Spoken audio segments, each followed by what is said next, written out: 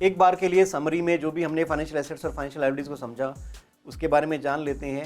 एक सवाल ये भी आता है कि क्या रीक्लासिफिकेशन परमिटेड है।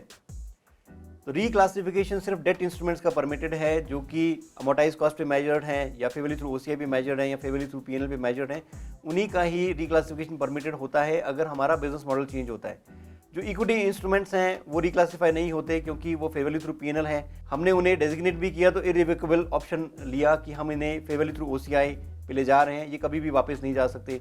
फाइनेंशियल लायबिलिटीज़ का भी रिक्लासिफिकेशन नहीं होता है क्योंकि financial liabilities favourably through PNL recognise होती हैं या अमोर्टाइज कॉस्ट पे होती हैं। अमोर्टाइज कॉस्ट वाली लायबिलिटीज़ को अगर हम डेजिग्नेट कर देते हैं फेवरली थ्रू पीएनएल, वो भी इरिवोकेबल ऑप्शन हमने तय किया था, वो भी वापस नहीं जा सकता है। तो रिक्लासिफिकेशन इक्विटी इंस्ट्रूमेंट्स और फाइनेंशियल लायबिलिटीज़ में परमिटेड नहीं होता, डेट इंस्ट्रूमेंट्स में परमिटेड होता है। तो एक समरी में अगर जानने की कोशिश करें तो क्या हमारा समरी इसका बनता है, फाइनेंशियल एसेट दो टाइप के, डेट और इक्विटी। डेट इंस्ट्रूमेंट्स मेजर होंगे अमोर्टाइज कॉस्ट पे फेवरली थ्रू ओसीआई या फेवरली थ्रू पीएनएल, इसमें ट्रांजैक्शन कॉस्ट अमोर्टाइज कॉस्ट में ऐड होगी और फेवरली थ्रू ओसीआई के केस में भी डेट इंस्ट्रूमेंट्स में अमोर्टाइजेशन कॉस्ट ऐड होगी।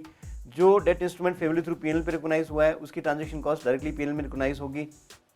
फाइनेंशियल लायबिलिटी वाली साइड अमोर्टाइज कॉस्ट पे अगर मेजर्ड है तो वो ट्रांजैक्शन कॉस्ट इसमें से माइनस होगी और फेवरली थ्रू पीएनएल पे है तो वो ट्रांजैक्शन कॉस्ट डायरेक्टली पीएनएल में रिकॉग्नाइज होगी। इक्विटी इंस्ट्रूमेंट्स के केस में फेवरली थ्रू पीएनएल पे रिकॉग्नाइज्ड है तो वो ट्रांजैक्शन कॉस्ट डायरेक्टली पीएनएल में रिकॉग्नाइज होगी।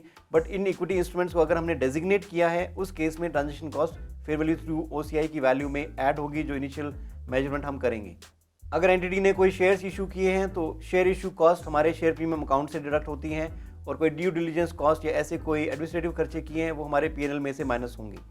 तो ये था समरी क्लासिफिकेशन ऑफ एसेट्स का कि कैसे फाइनेंशियल एसेट रिकॉग्नाइज होगा, कैसे फाइनेंशियल लायबिलिटी रिकॉग्नाइज होगी और कैसे एक कंपाउंड फाइनेंशियल इंस्ट्रूमेंट को रिकॉग्नाइज करते हैं। आगे बढ़ेंगे और जानने की कोशिश करेंगे कि ईसीएल मॉडल क्या होता है, एक्सपेक्टेड क्रेडिट लॉस मॉडल क्या होता है।